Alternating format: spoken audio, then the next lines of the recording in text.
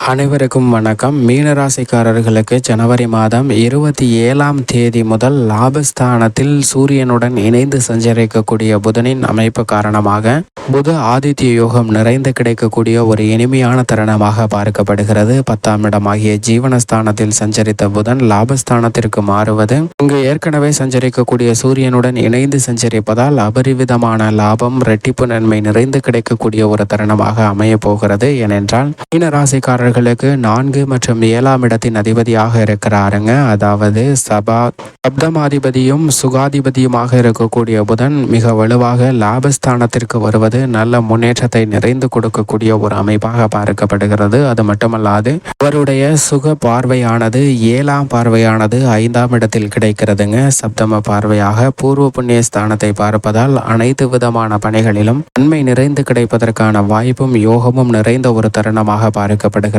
அலட்சியம் இல்லாமல் கவனமாக செயல்பட்டால் மீனராசிக்காரர்களுக்கு அபரிவிதமான இரட்டிப்பு நன்மை லாபஸ்தானத்தில் சஞ்சரிக்கக்கூடிய இந்த கிரகநிலைகளால் நிச்சயமாக உண்டு.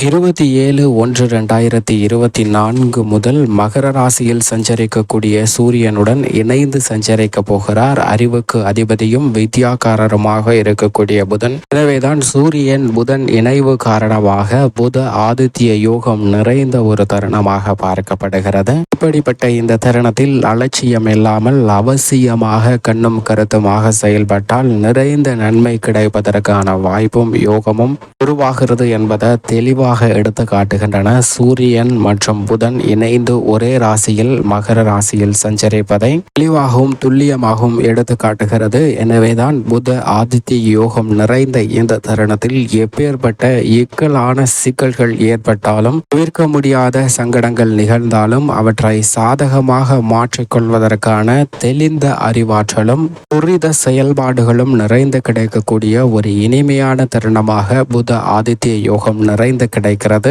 எனவேதான் மிக சிறப்பான மாற்றத்தையும் முன்னேற்றத்தையும் ஏற்படுத்துவதற்கான வாய்ப்பு நிச்சயமாக கிடைக்க இருக்கிறது. ஏனென்றால் பொதுவாகவே புதனை பொறுத்த வரைக்கும் சூரியனுக்கு மிக அருகாமையில் இருக்கக்கூடிய கிரகமாகவும் ஒளி பொருந்திய கிரகமாகவும் இருக்கிறாருங்க. அவர் அறிவு வித்தைக்கு அதிபதியாக செயல்படுகிறார். அப்படிப்பட்டவர் காலசக்கரத்தின் அடிப்படையில் நட்பு கிரகமாக பார்க்கப்படுகிறாருங்க. என்றால் புதனின் பார்வையில் நட்பு கிரகமாக சூரியன் சுக்கிரன் ஆகிய 2 கிரக நிலைகள் இருக்கின்றன. ஆனால் சூரியனின் பார்வையில் புதன் சமகிரகமாக செயல்படுகிறாருங்க. சுக்கிரனின் பார்வையில் புதன் நட்பு கிரகமாக பார்க்கப்படுகிறார். புதனின் பார்வையில் சமகிரகமாக செவ்வாய், குரு, சனி, ராகு, கேது போன்ற கிரக நிலைகள் பார்க்கப்படுகின்றன. இதில் ராகு, கேது புதனை சமகிரகமாக பார்க்கின்றன. ஆனால் செவ்வாய் மற்றும் குரு பகை கிரகமாக புதனை பார்க்கின்றனர். அதே சமயம் புதனின் பார்வையில் சமகிரகமாக சனி இருந்தாலும் சனியின் பார்வையில் புதன் நட்பு கிரகமாக பார்க்கப்படுகிறாருங்க. புதனுக்கு பகை கிரகம் என்று சொன்னால் அது சந்திரன் மட்டும்தான். சந்திரனுடைய பார்வையில் புதன் நட்பாக தெரிகிறாருங்க.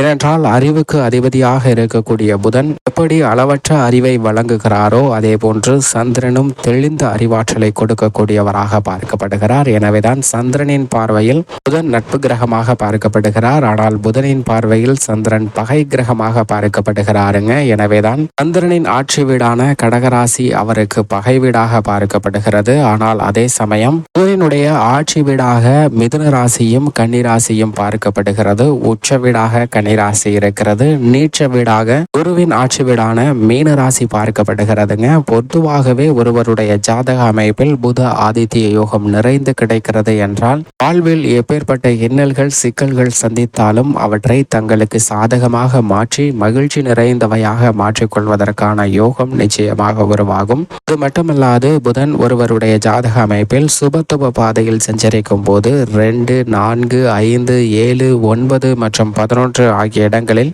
அபரிவிதமான நன்மையும் முன்னேற்றத்தையும் அள்ளி கொடுப்பாருங்க. சுபத்துவ பாதையிலும் சுபகிரக சேர்க்கையின் காரணமாகவும் இது போன்ற நன்மைகள் நிறைந்து கிடைக்கும்.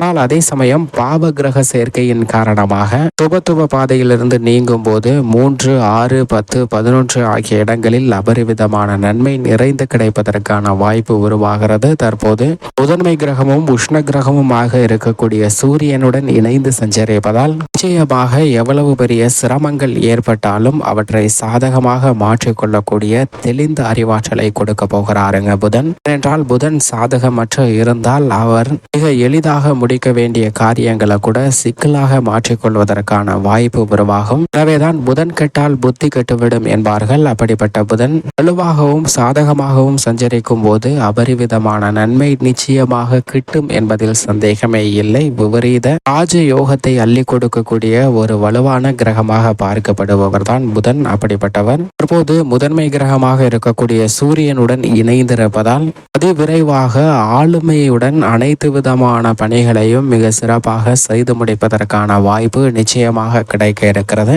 அதே சமயம் ஜென்மத்திலோ அஷ்டமத்திலோ அமரும் போது சற்று கூடுதல் கவனமும் விழிப்புணர்வும் நிச்சயமாக தேவை என்பதை தெளிவாக உறுதிப்படுத்துகிறாருங்க புதன். இதிலும் குறிப்பாக தனது சமகிரகமாக இருக்கக்கூடிய சனியின் ஆட்சி வீடான மகர ராசியில் தற்போது இணைவதால் பெரிய அளவிற்கு நல்லதொரு மாறுதல் நிச்சயமாக உருவாகும். சிரமங்கள் தவிர்க்கப்படுவதற்கான வாய்ப்பு உண்டு. ஏனென்றால் புதனின் பார்வையில் சனி சமகிரகமாக இருந்தாலும் கூட சனியின் பார்வையில் புதன் நட்பு கிரகமாக இருக்கிறார். எனவேதான் புதனின் அமைப்பு காரணமாக புத ஆதித்ய யோகம் நிறைந்து கிடைப்பதோடு மட்டுமல்லாது அனைத்து விதமான செயல்களிலும் நல்ல முன்னேற்றம் நிறைந்து கிடைப்பதற்கான வாய்ப்பு உருவாகிறது. அலட்சியம் இல்லாமல் செயல்பட்டால் நிச்சயமாக நல்ல பலன் கிடைக்கும் என்பதில் துளியளவும் சந்தேகமே இல்லை என்பதை தெளிவாகவும் துல்லியமாகவும் உறுதிப்படுத்துகிறாருங்க புதன். புதனின் அமைப்பு இப்படி இருக்க மீன ராசிக்காரர்களின் குடும்ப சூழ்நிலையை பொறுத்த வரைக்கும் புதன் லாபஸ்தானமாகிய 11ஆம் இடத்திற்கு வருவது நல்ல யோகம் நிறைந்த ஒரு அமைப்பாக பார்க்கப்படுகிறது. எனவே குடும்ப ரீதியாக நீங்கள் எடுக்கக்கூடிய முயற்சிகளில் காரிய வெற்றி கிடைக்கும். புதிதாக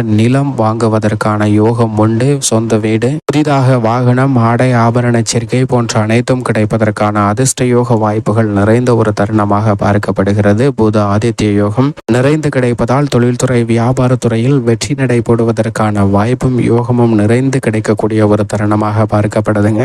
எந்த குறையும் இல்லாமல் அனைத்து விதமான பணிகளும் மிக சிறப்பாக செய்து முடிப்பதற்கான வாய்ப்பு உருவாகிறது. பண தேவைகளை முழுமையாக பூர்த்தி செய்யக்கூடிய ஒரு தருணமாக அமைவதற்கான வாய்ப்பை லாபஸ்தானத்தில் சஞ்சரிக்கக்கூடிய புதன் சூரியன் உறுதிப்படுத்துகின்றன. உத்தியோகத்தில் இருப்பவர்களுக்கு நீங்கள் எதிர்பார்க்கக்கூடிய நல்லதொரு மாறுதல் கிடைக்கும். சலுகைகளும் நிறைந்து கிடைக்கும். புதிய வேலை வாய்ப்பு, வெளிநாட்டு வேலை வாய்ப்பு என உத்தியோக ரீதியாக எதிர்காலத்தை பற்றி அச்சம் நீங்கி நல்லதொரு முன்னேற்றம் கிடைக்கும். எதிர்பார்க்கக்கூடிய நல்ல நிறுவனத்திலே கூடுதல் சம்பளத்துடன் வேலை கிடைப்பதற்கான யோகம் நிறைந்த ஒரு தருணமாக பார்க்கப்படுகிறது. இல்லத்தில் பல சுப நிகழ்வுகள் நடைபெறும். பல தடைகள் அகலக்கூடிய ஒரு தருணமாக பார்க்கப்படுகிறது. பொது வாழ்வில் இருப்பவர்களுக்கு நீங்கள் எதிர்பார்க்கக்கூடிய உங்களுடைய பொறுப்புகள் உங்களுக்கு நிச்சயமாக கிடைக்கும். அது மட்டுமல்லாது இந்த தருணத்தில் மாணவ மாணவியரின் கல்வி சார்ந்த விஷயங்களில் நினைவாற்றல் அதிகரிப்பதால் நல்ல முன்னேற்றம் நிறைந்து பெறக்கூடிய ஒரு தருணமாக பார்க்கப்படுகிறது. பெண்மணிகளை பொறுத்த வரைக்கும் எதிர்பார்த்தபடியே மாறுதல் சந்திக்க முடியும். கணவன் மனைவிக்கிடையே அன்பு அதிகரிக்கும். எதிர்பார்க்கக்கூடிய சுப நிகழ்வுகள் உங்களை தேடி வரும். மேலும் இந்த தருணத்தை மீனராசிக்காரர்கள் நிச்சயமாக சாதகமாக மாற்றிக்கொள்வதற்கு வாரத்தில் புதன்கிழமை விரதம் இருந்து அருகாமையில் உள்ள நவகிரக சன்னதி சென்று தீபம் ஏற்றி வழிபாடு செய்யுங்கள். நிறைந்த நன்மையும் முன்னேற்றமும் தங்களுடைய வாழ்வில் நிச்சயம் இனிதாக கிடைக்கும்.